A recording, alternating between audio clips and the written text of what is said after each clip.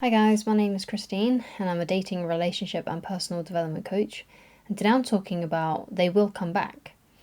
So what determines if someone is going to come back into your life, especially if this is like an ex or someone like that? It could even be with like friendships or family members, but if someone has left your life and they've decided they're going to leave, like they've dumped you, for example, they've broken up with you, then what's going to make them come back is if they still love you and care about you, if they're still attracted to you. Attraction is probably a little bit more important than love, because if they find you really, really attractive, then they're going to be drawn to you because of that very animalistic kind of instinct to do so. And, obviously, if they love you still as well, that's also a bonus.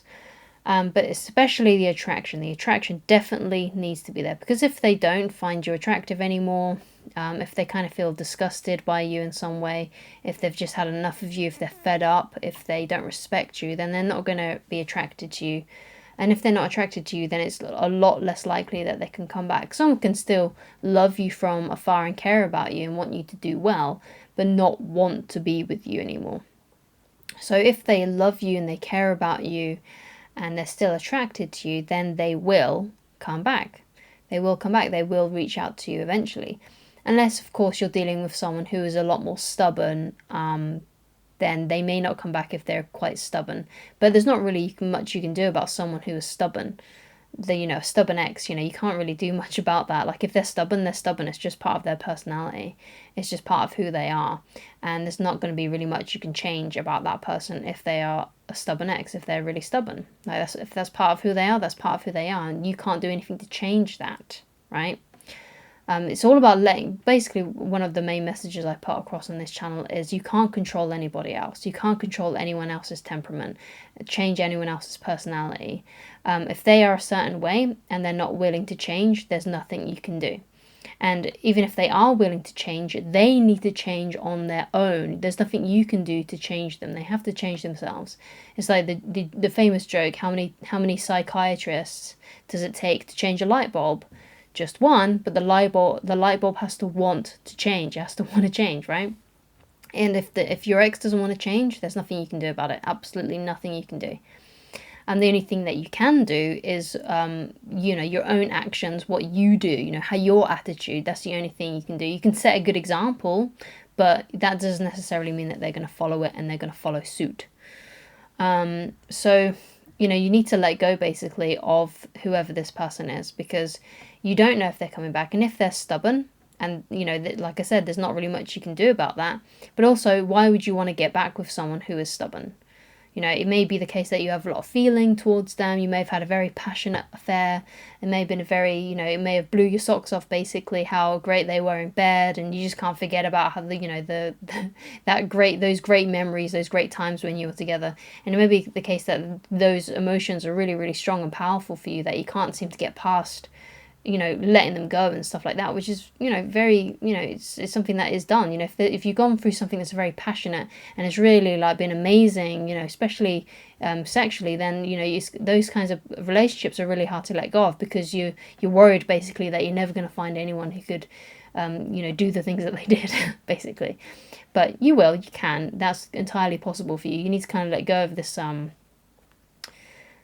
fear of never finding someone who's going to be better than them in whichever area, like someone who's not going to be as good looking as them, someone who's not going to love you as much as they did, someone who's not going to be as great as in bed as they were, those things. You kind of need to let go of that and start thinking more abundantly and think, well, if I found one person like that, then I can find another person like that. You kind of need to have a bit more of an abundance mindset and less of a scarcity one. And you shouldn't want to get back with someone if they do love you and care about you and are still attracted to you, but they're stubborn. Like, if you're dealing with a stubborn ex who maybe does want to come back, but they're not going to be the first one to, reach out or something like that, then you don't want to be with someone like that. You want to be with someone who, is honest and communicates their feelings clearly. You don't want to be with someone who's stubborn, who's going to withhold love, who's going to withhold how they truly feel about you because, they don't want to let their guard down or something like that. You don't want to be with someone like that. You want to be with someone who is open and honest about how they feel and who can communicate their feelings in a healthy way. Because if these people that like kind of hide their love, hide their feelings and, stubborn basically, they're not going to be the best people to be around. They're not going to be the nicest people to be around. They're not going to be great parents. They're not going to be great lovers. They're not going to be great, team members, basically. Because when you get with someone and you start a family with them and things like that, you want good team members, like especially your spouse. Like your spouse is the most important person on your team, your family team, because you want someone who you can communicate with, who you can be honest and open with, and they will do the same. You don't want someone who's stubborn, who's always going to make you take the blame for everything. You don't want someone like that.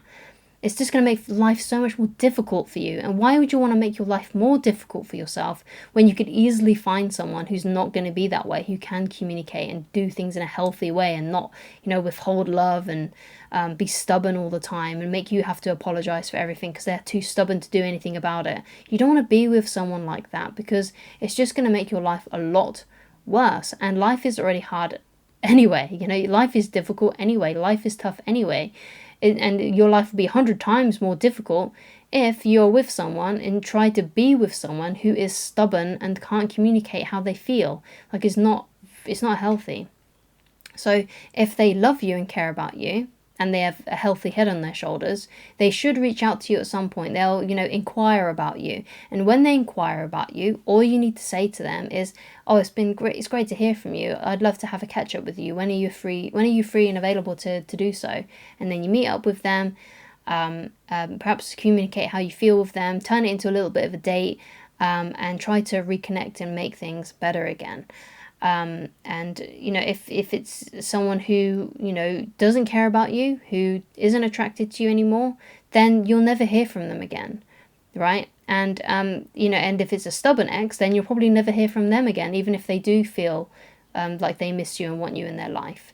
But remember, just because you think, oh no, if this ex of mine is stubborn and they're not going to communicate with me, but they really want to get back with me and I really want to get back with them, then I should be the one that reaches out to them.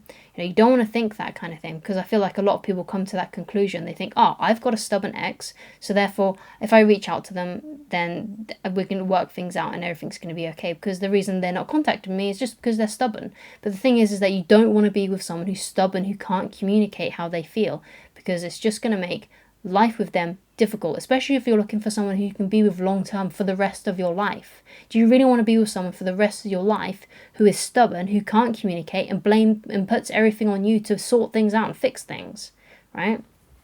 And that's what ends up happening. If you marry someone or you're in a relationship with someone who's stubborn, then you're the one that's always going to have to apologize, even if it wasn't your fault. You're the one that's always going to have to fix things, and it's just going to be exhausting. You need to be with someone who can own up to their own mistakes.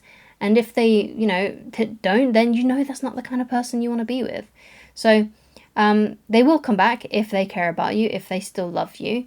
But they won't come back if they're too stubborn to own up to how they really feel, or if they don't love you and care about you. And if they're someone who doesn't love you, doesn't care about you, is not attracted to you, or they're someone who's simply stubborn, then it's a good thing that they're not going to come back and that you'll never hear from them again, because you don't want to be with someone who is like that, right? And you don't even want to try and be in a relationship with someone who doesn't feel the same way about you, because that also brings with it, a lot of problems as well.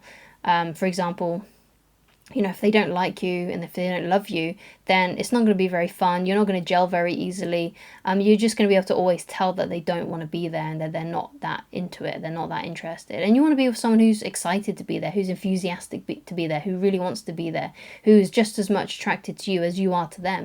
That's the best kind of relationship to be in. Someone who you really gel with, who really wants to be there. You're both really attracted to each other. You have a lot of the same shared interests. That's just the best kind of effortless relationship that you could possibly have, and that's the one that you should be trying to find and aim for. So thank you so much for watching. If you would like to get in touch with me personally, then please go to www.christineloveridge.com. Thank you so much for watching, and I shall talk to you again very soon. Goodbye.